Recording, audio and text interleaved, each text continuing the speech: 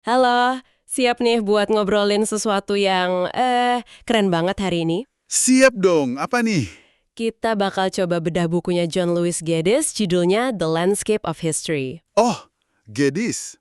Yang soal cara kerja sejarawan itu ya? Betul, isinya tuh soal gimana sih cara para sejarawan mikir, cara mereka kerja. Nah, misi kita nih sekarang, pengen ngertiin metodenya gimana, terus hubungannya sama sains modern apa, dan yang penting, kenapa ini relevan buat Anda semua. Oke, menarik. Oke deh, mari kita bongkar ya.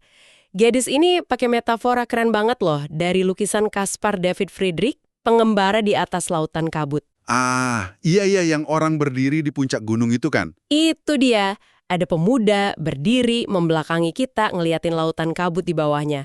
Kata Geddes, itu tuh mirip banget sama sejarawan yang ngeliatin masa lalu dari ketinggian gitu.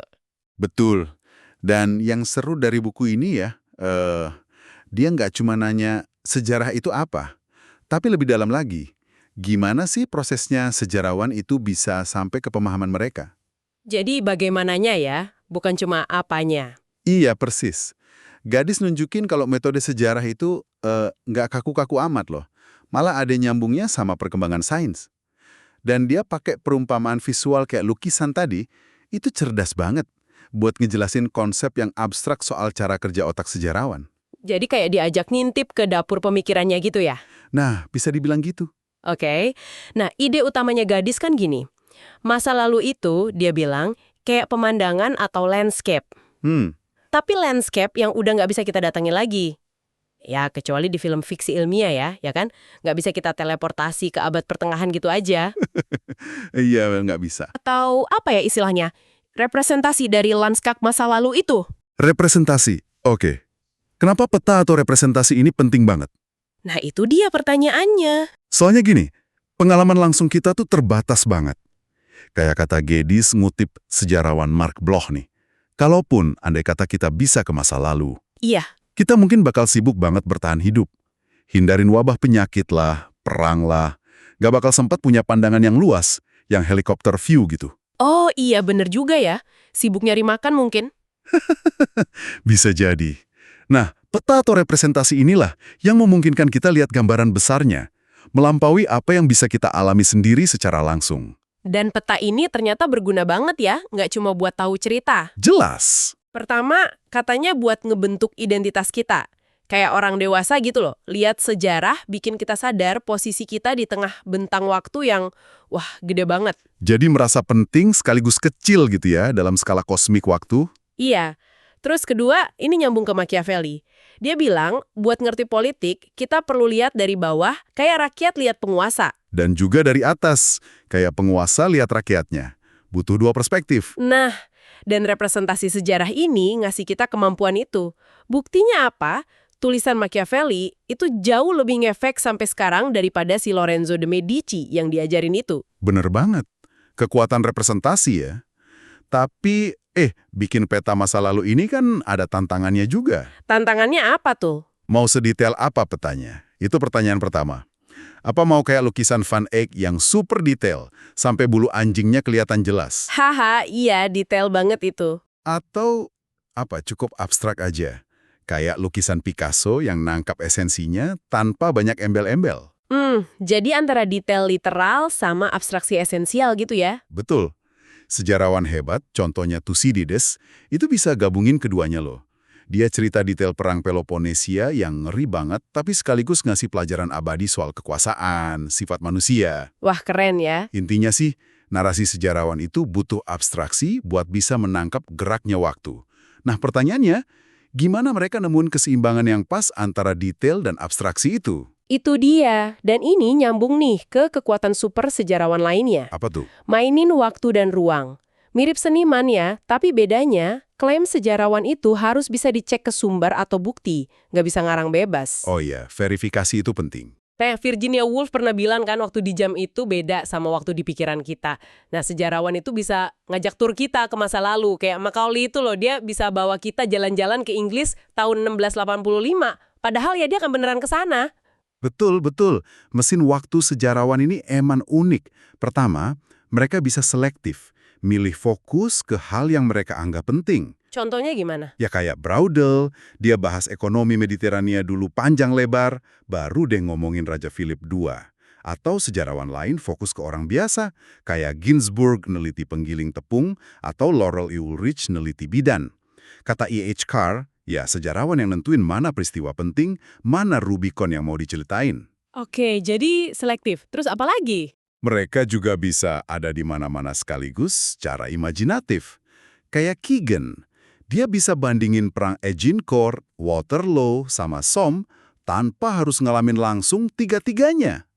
Pemahaman itu butuh perbandingan lintas waktu dan ruang. Simultaneitas ya namanya. Bisa dibilang gitu. Plus, mereka bisa zoom in ke detail kecil banget, kayak anekdot. Terus tiba-tiba zoom out, lihat gambaran besar peradaban, kayak Diamond di Guns, Germs, and Steel. Nah, kenapa sih perlu mainin waktu dan skala kayak gini? Ya karena nggak mungkin kita tahu semua hal di masa lalu. Nggak realistis. Buktinya aja nggak pernah lengkap 100%. Iya juga sih. Kayak James Joyce itu buat nyeritain satu hari aja di Dublin, dia nulis Ulysses sampai 700 halaman lebih. Nah, itu dia. Mana mungkin sejarawan nulis sejarah sedetail itu untuk ribuan tahun? Mustahil. Jadi gimana dong? Makanya analogi yang paling pas menurut Gadis itu kartografi, bikin peta. Sejarah itu kayak bikin peta lanskap masa lalu. Oke, masuk akal? Peta kan fungsinya nyaring informasi ya kan? Disesuaiin sama tujuannya. Peta jalan ya beda sama peta geologi atau peta cuaca. Nggak ada satu peta yang benar absolut buat semua orang, semua tujuan. Relatif berarti ya? Tergantung kebutuhan? Betul. Peta diverifikasi dari kecocokannya sama medan asli dan juga sama kebutuhan si pengguna peta. Relatif tapi berguna banget. Nah, sejarah juga gitu. Sejarawan cari kecocokan antara cerita atau representasi mereka dengan bukti-bukti yang ada, dengan realitas masa lalu sejauh bisa kita rekonstruksi. Jadi intinya, sejarah itu usaha memetakan lanskap masa lalu yang rumit dan nggak bisa kita lihat langsung, gitu ya? Tepat sekali, itu esensinya. Oke. Kalau kita nggak bisa ke sana, terus gimana cara baca peta masa lalu ini? Gimana kita tahu apa yang terjadi? Nah, Gadis bilang, kita lihat bekasnya, sisa-sisanya. Kita rekonstruksi proses yang udah terjadi dari struktur yang tersisa sampai sekarang. Struktur itu contohnya apa? Bisa macam-macam. Tulang belulang dinosaurus, dokumen kuno, reruntuhan bangunan, bahkan pola jalanan kuno yang masih kelihatan dari udara. Kita nyimpulin apa yang terjadi dari sisa-sisa atau relik ini. Oh, oke. Jadi kayak detektif ya? Nyusun cerita dari barang bukti? Mirip banget. Nah, ini nyambung ke pertanyaan klasik. Apakah sejarah itu sains? Ya, itu kan perdebatan lama. Sains kan kerannya bisa bikin orang di mana-mana setuju. Ada konsensus kuat. Tapi Gadis ngikutin Carr dan Bloch juga sih, nunjukin hal yang menarik banget. Apa tuh? Justru sains yang belakangan ini makin mirip sejarah. Loh, kok bisa? Bukannya kebalik? Coba pikirin deh. Geologi, biologi evolusi, bahkan fisika modern itu ngelihat dunia sebagai sesuatu yang berubah terus, berevolusi, punya sejarahnya sendiri, nggak statis. Ilmuwan makin sering nyimpulin proses, misalnya evolusi spesies, dari struktur yang ada, fosil. Mirip banget sama kerjaan sejarawan. Oh iya ya, sains nggak cuma soal eksperimen di lab yang bisa diulang-ulang terus. Betul. Banyak banget cabang sains yang nggak bisa atau nggak perlu eksperimen di lab. Astronomi, geologi, paleontologi. Nah, metode mereka ini mirip sejarah. Mereka banyak pakai thought experiments atau eksperimen pikiran. Maksudnya gimana tuh eksperimen pikiran? Ya, mereka coba bayangin secara logis gimana suatu proses bisa menghasilkan bukti fisik yang mereka temukan. Kayak nyusun ulang kerangka dinosaurus dari tulang belulang yang berserakan. Kan butuh imajinasi yang terstruktur di situ? Oke, jadi imajinasi tapi berdasarkan bukti ya? Tepat. Bedanya sama seni murni, imajinasi sejarawan itu diikat sama bukti atau sumber yang ada. Nggak bisa bebas sebebas-bebasnya. Tapi baik sejarah maupun sains non-lab ini sama-sama kayak si pengembara di lukisan Friedrich tadi. Mereka ngeliat dari jauh fenomena yang nggak bisa disentuh atau dialami langsung. Prosesnya berarti mirip ya? Kumpulin bukti? Kumpulin bukti, struktur, pakai imajinasi logis buat rekonstruksi prosesnya, representasi. Terus yakinkan orang lain kalau rekonstruksi kita masuk akal. Itu dia. Persuasi berdasarkan argumen dan bukti. Gadis juga pakai analogi lain kan, yang menjahit itu? Ah, iya benar. Ada badan, itu realitasnya. Terus ada pola baju, itu representasinya. Nah, baju jadinya harus pas di badan dan diterima di dunia fashion. Itu konsensus atau penerimaan. Sejarawan juga gitu ya, cocokin arsip bukti ke cerita interpretasi. Terus ceritanya harus pas diterima akal sehat pembaca dan sejarawan lain. Betul. Proses mencocokkan ini seringnya bolak-balik, iteratif. Antara lihat bukti, bikin teori, tes lagi ke bukti, revisi teori, gitu terus. Sampai terasa pas. Sampai cocok. Kayak detektif yang coba-coba berbagai hipotesis ya. Mirip. Dan kadang, penemuan dari bidang ilmu lain bisa nyambung secara nggak terduga ke sejarah. Itu yang disebut consilience. Intinya, sejarah itu nggak berdiri sendiri, tapi bagian dari jaring pengetahuan manusia yang lebih besar. Nah, ini menarik nih. Terus gimana perbandingannya sama ilmu sosial? Kayaknya gadis punya pengalaman unik soal ini. Iya, dia cerita lucu. Pernah di rapat isinya ilmuwan politik, dia nanya polos banget. Maaf, variabel independennya di sini mana ya? Terus gimana? Wah, langsung heboh katanya. Karena ternyata cara pandang dasarnya beda banget. Ilmu sosial itu seringkali, nggak semua ya, tapi seringkali reduksionis. Reduksionis, maksudnya? Mereka cenderung mecah masalah kompleks jadi variabel-variabel kecil yang terpisah, biar bisa diukur, diuji, dan harapannya bisa buat prediksi. Fokusnya sering ke generalisasi dan prediksi masa depan. Oke, terus kalau sejarah gimana? Sejarah dan sains non-lab, kayak geologi atau biologi evolusi, itu pendekatannya lebih ekologis. Ngelihat semuanya saling terkait, kayak ekosistem. Nggak bisa asal dipisah-pisah variabelnya. Fokusnya lebih ke menjelaskan masa lalu, di mana semua kerumitan, kontingensi, kebetulan, itu udah terjadi dan saling terkait. Makanya sejarawan umumnya nggak suka ngeramal. Jadi bukan nyari rumus pasti buat masa depan ya? Bukan. Lebih ke memahami kenapa sesuatu bisa terjadi seperti itu di masa lalu dengan segala kerumitannya. Nah, seringkali kalian model-model ilmu sosial itu kayaknya terlalu sederhana ya. Kayak fisika dasar yang ngabaikan gesekan biar rumusnya rapih. Gadis ngasih contoh tuh. Teori pilihan rasional atau teori hubungan internasional tertentu itu ternyata gagal total memprediksi kejadian sepenting akhir Perang Dingin. Kenapa bisa gagal? Ya karena mungkin terlalu fokus sama satu atau dua variabel aja, misalnya jumlah negara adidaya, terus ngabaikan faktor lain yang ternyata krusial, kayak ideologi, kondisi ekonomi internal, aspek moral, atau bahkan peran individu tertentu. Terlalu reduksionis. Sementara pendekatan ekologis di sains alam, kayak biologi evolusi atau ekologi beneran, justru berhasil menjelaskan hal-hal kompleks. Betul. Dan pendekatan ekologis ini sebenarnya mulai muncul juga sih di beberapa sudut ilmu sosial. Tapi ya reduksionisme masih cukup dominan. Nah, lucunya, sejarawan ini yang mungkin nggak sadar atau nggak sengaja, udah dari lama jadi praktisi utama pendekatan ekologis dalam memahami masyarakat dan manusia. Wah, menarik ya. Bedanya kelihatan dari cara mereka bikin kesimpulan dong kalau gitu. Kelihatan banget. Sejarawan itu biasanya bikin cerita dulu, narasi yang kaya detail. Baru di dalam cerita itu, mereka selipin pola-pola umum atau generalisasi. Tapi generalisasi itu biasanya spesifik, berlaku buat konteks waktu dan tempat tertentu aja. Kita bisa sebut generalisasi partikular. Oke, generalisasi tapi spesifik konteks. Terus ilmu sosial? Ilmu sosial seringnya kebalik. Cari hukum atau teori umum dulu yang berlaku universal kalau bisa. Baru teori itu dicocokin atau diterapkan ke kasus-kasus spesifik. Sebut aja partikularisasi general. Kenapa? Ini penting buat Anda pendengar. Ini bantu kita jadi lebih kritis loh sama klaim-klaim besar tentang sifat dasar manusia atau hukum sejarah yang katanya pasti. Sejarah ngajarin kita buat selalu lihat konteksnya. Jangan gampang percaya sama rumus sakti. Contoh Perang Dingin tadi jelas banget. Teori hubungan internasional yang bilang kalau ada dua negara super kuat, bipolaritas itu pasti stabil, ternyata keliru kan? Iya, akhirnya kan salah satunya runtuh. Nah, realitasnya lebih rumit. Ada pembusukan internal di Uni Soviet yang nggak kelihatan dari kacamata teori bipolaritas yang terlalu simpel itu.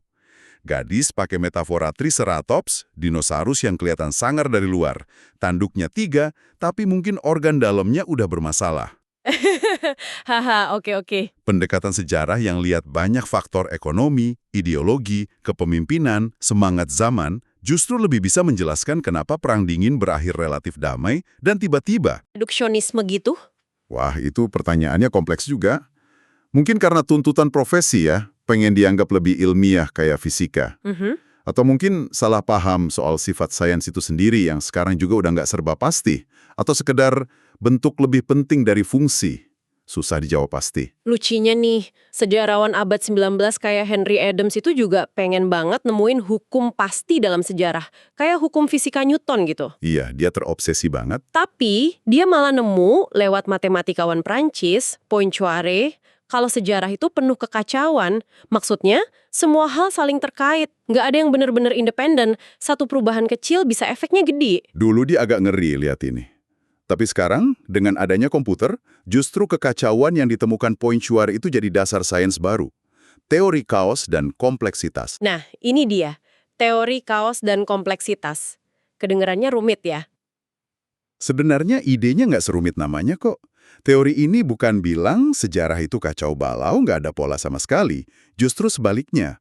Gimana tuh?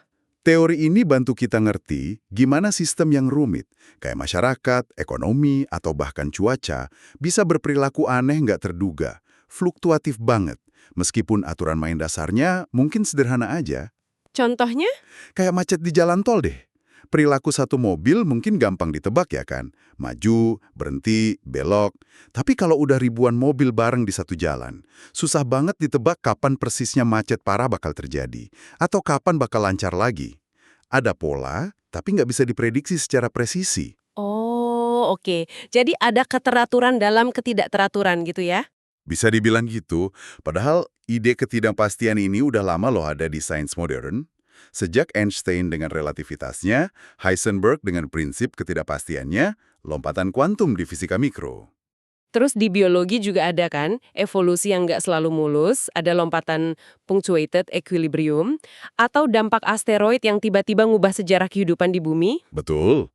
Jadi pandangan sains lama yang serba pasti, linear, teratur, absolut itu sebenarnya udah agak ketinggalan zaman. Nah, teori kaos dan kompleksitas ini, kata Gadis, ngasih kacamata atau metafora baru yang berguna banget buat sejarawan. Iya, ada beberapa konsep kunci. Pertama, sensitive dependence on initial conditions, atau yang populer disebut efek kupu-kupu.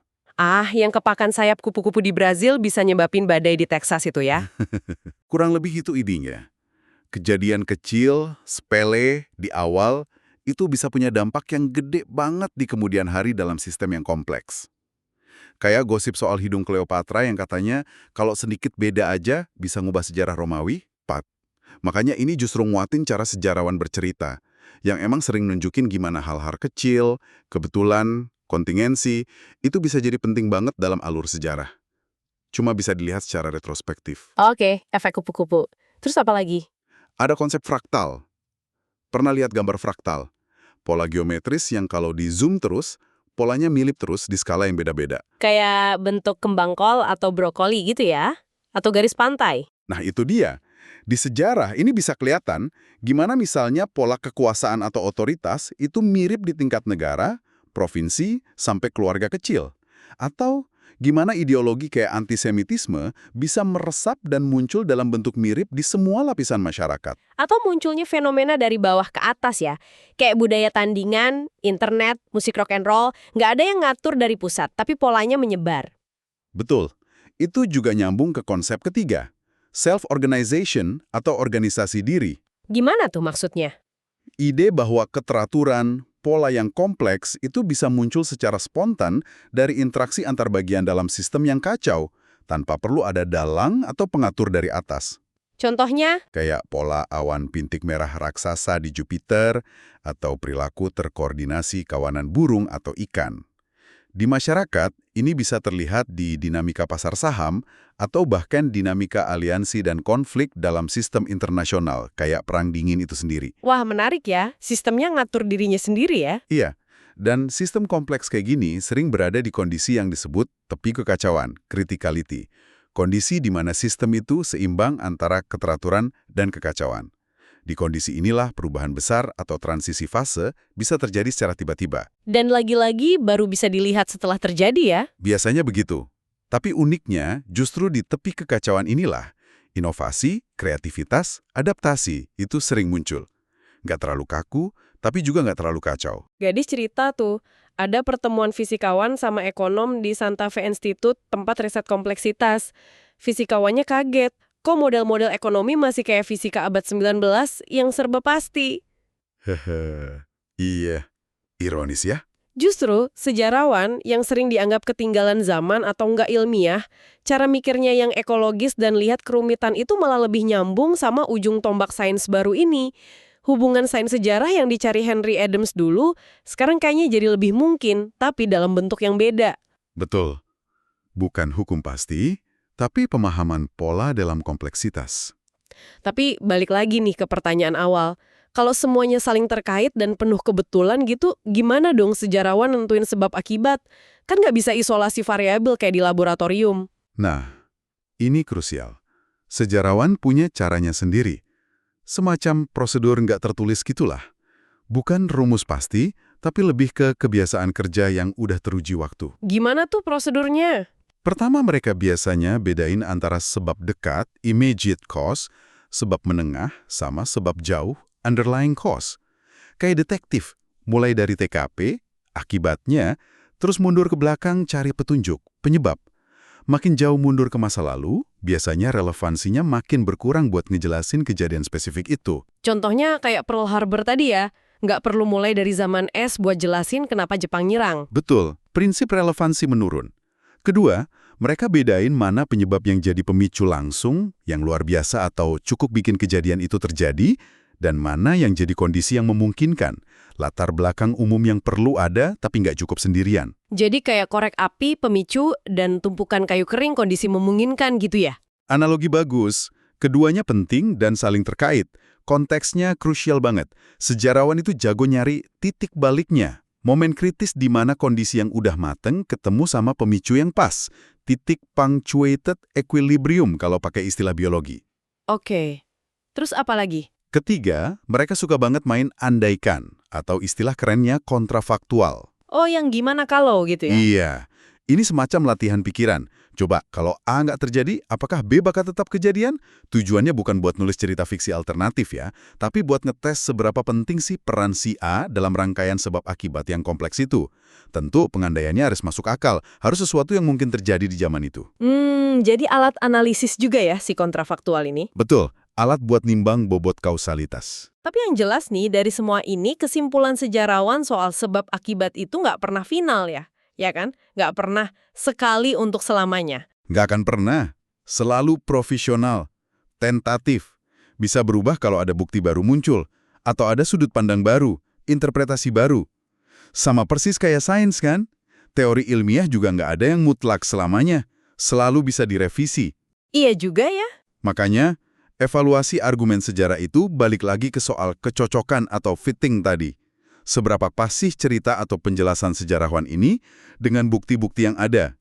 Apakah logikanya koheren? Apakah sejarawan lain dengan bukti yang sama dan metode yang sehat bisa sampai ke kesimpulan serupa atau setidaknya mendekati? Itu soal replikabilitas dan konsensus. Jadi lebih mirip proses merakit penjelasan yang paling masuk akal dari potongan bukti yang ada, daripada nemuin satu hukum sebab akibat yang pasti ya. Makanya butuh toleransi terhadap berbagai pendekatan atau kacamata, Marxis, Weberian, Foucaultian, dan lain-lain, selama tujuannya sama. Bikin peta masa lalu yang paling akurat, paling berguna, paling pas dengan realitas sejauh kita bisa tahu. Agak berantakan mungkin kelihatannya, tapi ya itulah sains yang baik dalam praktiknya. Oke. Tapi ada satu masalah lagi nih yang belum kita sentuh. Sejarah kan isinya manusia. Gadis bilang, kita ini molekul yang punya pikiran sendiri. Haha, iya. Bikin tambah rumit ya. Perilaku kita kan kompleks banget. Karena kita bisa mikir, punya kesadaran, punya niat, bisa berubah pikiran. Gimana sejarah ngatasin ini? Beda dong sama neliti batu, bintang, atau bahkan dinosaurus yang udah nggak bisa mikir lagi. Nah, ini dia tantangan terbesarnya. Terutama kalau kita ngomongin biografi.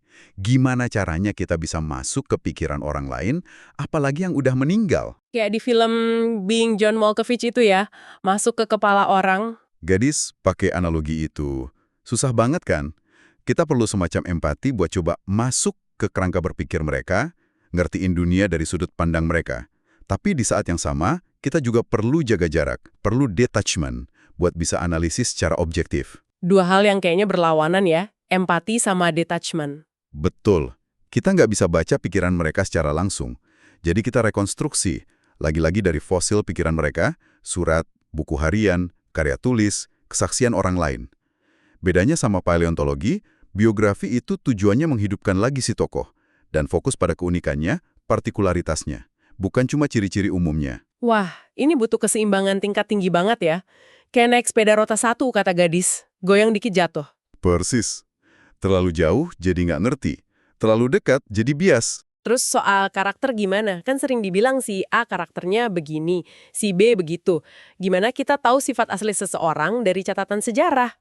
Gadis bilang ini mirip nyari pola fraktal tadi. Self-similarity across scale.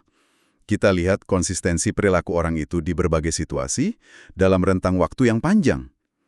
Kadang-kadang, tindakan kecil atau kebiasaan sepele itu justru lebih nunjukin karakter asli seseorang daripada peristiwa-peristiwa besar yang mungkin situasional. Plutarch udah bilang gitu dari dulu. Oke, cari pola konsisten di skala mikro dan makro. Nah, terus soal kenapa ada orang yang jadi penting dalam sejarah, gimana penjelasannya? Apa emang orang hebat aja atau ada faktor lain? Seringkali ada unsur kebetulan juga sih. Sumber tentang mereka kebetulan aja selamat, sementara sumber tentang orang lain hilang. Tapi selain itu, ada juga momen-momen tertentu dalam sejarah di mana struktur sosial atau politik itu lagi longgar, lagi nggak stabil, atau lagi transisi. Momen underdetermination ya istilahnya. Betul. Nah, di momen-momen kayak gitu, tindakan satu atau beberapa individu kunci itu bisa punya dampak yang luar biasa besar. Kayak ada jendela kesempatan yang terbuka dan mereka berhasil memanfaatkannya. Entah itu Pericles, Napoleon, Lenin, atau siapapun. Mirip konsep sensitive dependence atau criticality dari teori chaos tadi ya. Ada momen di mana sistem rentan terhadap perubahan kecil. Tepat. Dan, lagi-lagi, kita seringkali baru bisa lihat betapa pentingnya peran individu itu setelah semuanya terjadi, secara retrospektif. Nah, ini yang paling pelik nih kayaknya, penilaian moral. Boleh nggak sih sejarawan ngejudge tokoh masa lalu? Bilang Hitler jahat misalnya. Itu pertanyaan sulit dan selalu jadi perdebatan. Kata gadis, susah banget dihindari. Kenapa? Ya karena kita sebagai sejarawan dan pembaca sejarah itu manusia, makhluk yang punya kesadaran moral. Kita pasti bereaksi secara moral terhadap tindakan orang di masa lalu. Terus gimana caranya biar penilaian moral itu nggak sembarangan, nggak anakronistis, tapi tetap bertanggung jawab? Kuncinya, pertama, kita harus sadar betul bahwa standar moral kita di masa kini itu mungkin beda banget sama standar moral di masa lalu. Nggak bisa main hakim sendiri pakai kacamata sekarang. Harus paham konteks zamannya dulu ya. Harus. Kedua, pakai lagi manuver Malkovich tadi. Coba pahami dulu tindakan itu dari sudut pandang si pelaku sejarah dengan segala keterbatasan informasi dan tekanan yang dia hadapi saat itu. Ini sisi empati. Baru setelah itu, kita boleh menilai tindakan itu berdasarkan prinsip-prinsip moral yang kita yakini sekarang. Ini sisi detachment. Jadi butuh dua langkah, pahami dulu, baru nilai. Idealnya begitu. Nggak ada standar objektivitas moral yang absolut dan tunggal. Tapi kita bisa coba mendekatinya lewat proses fitting tadi. Bandingin berbagai sumber, lihat konsekuensinya, dan transparan soal dasar penilaian kita. Menolak sama sekali untuk menilai kayak pandangan beberapa sejarawan dulu, itu juga bermasalah. Karena itu kayak mengingkari kemanusiaan kita sendiri dan pura-pura bisa objektif murni, padahal nggak mungkin. Jadi kita butuh keduanya ya, memahami kerangka moral masa lalu, tapi juga berani menerapkan kerangka moral masa kini secara hati-hati dan bertanggung jawab. Kira-kira begitu. Metafora, cerita, itu penting banget buat bantu kita berempati. Oke. Wah, dalam banget ya pembahasannya. Akhirnya kita balik lagi nih ke metaforal landscape di awal tadi. Si pengembara di atas kabut. Iya. Nah, gadis ngutip buku lain yang menarik banget, James Scott, judulnya Seeing Like a State. Oh, buku bagus itu. Tentang negara modern. Betul. Scott ngasih contoh bedanya jalan di desa Inggris yang meliuk-liuk organik, ngikutin jalur ternak atau batas tanah kuno, sama jalan di grid lurus kotak-kotak di Amerika yang dibikin ngikutin peta pemerintah pusat. Iya, kontras banget ya. Negara modern itu, kata Scott, punya kecenderungan buat bikin teritori dan masyarakatnya jadi legible. Terbaca, terukur, gampang diatur, gampang dimanipulasi. Caranya? Lewat penyederhanaan. Bikin peta standar, bikin grid, standarisasi ukuran, nama keluarga, bahasa. Tapi ada harganya kan? Nah itu dia, harganya, keragaman lokal, spontanitas, pengetahuan lokal yang praktis, metis, itu seringkali hilang, tergerus oleh skema besar dari atas. Terus apa hubungannya sama sejarawan? Apakah sejarawan juga melihat seperti negara? Nah, itu pertanyaan provokatif dari gadis. Dengan memetakan masa lalu, bikin narasi yang koheren, apakah kita sebagai sejarawan juga tanpa sadar menindas kerumitan dan spontanitas masa lalu itu? Menyederhanakannya biar terbaca oleh kita di masa kini. Mumpun agar benernya juga ya. Gadis cerita tuh, beberapa tokoh perang dingin yang dia wawancarai merasa sejarah hidup mereka jadi lebih simpel, lebih lurus di buku-buku sejarah daripada pengalaman mereka sendiri yang penuh keraguan dan kebingungan saat itu. Representasi sejarawan bisa jadi realitas baru, menggantikan atau membekukan ingatan orang yang ngalamin langsung. Kayak potret Churchill yang dibenci Churchill sendiri, atau batu nisan Khrushchev yang abstrak itu ya. Representasi mengalahkan realitas. Bisa jadi begitu. Itu sisi penindasannya sejarah. Tapi, ada sisi lainnya kan? Sejarah juga bisa membebaskan. Nah, ini penting. Gimana caranya? Pertama, sejarawan menyelamatkan tokoh dan peristiwa dari kelupaan. Itu kan pembebasan dari kematian kedua, yaitu dilupakan. Kita menghidupkan lagi dunia yang hilang lewat narasi kita. Mengenang itu membebaskan ya. Kedua, kita membebaskan masa lalu dari kacamata kuda masa kini. Dari penilaian anakronistis yang nggak adil. Kita berusaha memahami mereka dalam konteksnya sendiri. Membebaskan dari prasangka masa kini. Ketiga, kita nunjukin kalau masa depan itu nggak pasti. Dari dulu, selalu ada kontingensi, ada jalan lain yang mungkin diambil tapi nggak jadi diambil. Ini membebaskan kita dari determinisme, dari pandangan bahwa sejarah itu udah ditakdirkan begitu aja. Menunjukkan adanya pilihan dan kemungkinan. Dan keempat, lewat perdebatan sejarah, lewat adanya berbagai interpretasi, kita terbebas dari cengkraman satu tafsir tunggal yang mungkin menyesatkan. Pluralisme itu membebaskan. Oke, jadi ada dua sisi mata uang ya. Penindasan dan pembebasan. Betul. Dan masa lalu itu sendiri juga bisa menindas atau membebaskan kita di masa kini dan masa depan loh. Maksudnya? Kita semua merasakan beban sejarah kan? Bahasa yang kita pakai, institusi tempat kita hidup, budaya kita, itu semua warisan masa lalu yang membentuk sekaligus membatasi kita. Kayak gadis cerita soal Oxford yang penuh tradisi. Oke, beban yang nggak bisa dihindari. Tapi ada juga yang sengaja pakai masa lalu buat menindas kan? Nah, itu bahayanya. Kalau ada pihak yang sengaja mencabut sejarah dari akarnya, memelintir, memalsukan, buat tujuan politik menindas di masa kini. Contohnya banyak. Pemalsuan kayak protokol para tetua Zion, penggunaan sejarah buat nasionalisme buta, dogmatisme ideologi tertentu yang ngaku punya kunci sejarah. Rezim otoriter biasanya takut sama sejarah yang independen ya. Mereka selalu coba ngontrol narasi masa lalu buat ngontrol masa depan. Betul. Dan proyek-proyek modernisme tinggi yang disebut Scott tadi, yang mau merombak total masyarakat atau lingkungan berdasarkan rencana rasional dari atas, seringkali gagal total dan malah jadi bencana. Kenapa? Karena mereka ngabaikan kerumitan ekologi, kearifan lokal, dan sejarah yang udah tertanam di tempat itu. Mereka melihat seperti negara secara ekstrim. Kayak kehutanan ilmiah yang malah bikin hutan rusak atau proyek kota baru yang gagal total. Jadi tugas sejarawan itu kompleks banget ya. Di satu sisi kita mengangkat beban sejarah, membuatnya terbaca, tapi di sisi lain kita juga harus nunjukin kalau penindasan yang terjadi, baik di masa lalu maupun masa kini lewat penggunaan sejarah, itu seringkali hasil konstruksi, bukan sesuatu yang alami atau niscaya.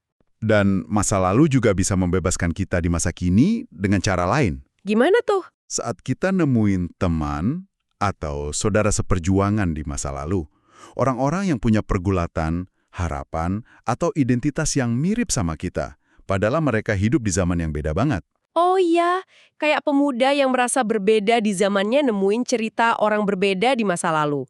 Atau gerakan hak-hak sipil, gerakan perempuan yang menemukan inspirasi dari perjuangan generasi sebelumnya. Itu membebaskan banget kan? Menemukan bahwa kita nggak sendirian dalam sejarah. Kata gadis, kalaupun sejarah harus punya bias, sebaiknya bias ke arah pembebasan. Setuju banget. Jadi ujung-ujungnya gimana nih? Apa tujuan akhir dari melihat seperti sejarawan ini? Ujung-ujungnya, kata gadis, tujuan sejarah itu adalah mencapai semacam keseimbangan. Keseimbangan antara struktur, keteraturan, tradisi yang kadang terasa menindas tapi perlu buat stabilitas, dan kebebasan, kontingensi, spontanitas yang perlu buat adaptasi dan perubahan. Keseimbangan ini penting banget buat ngebangun identitas yang sehat, baik buat individu maupun masyarakat. Kayak ekosistem hutan yang sehat ya, nggak terlalu seragam, tapi juga nggak kacau balau. Ada keseimbangan dinamis. Tepat.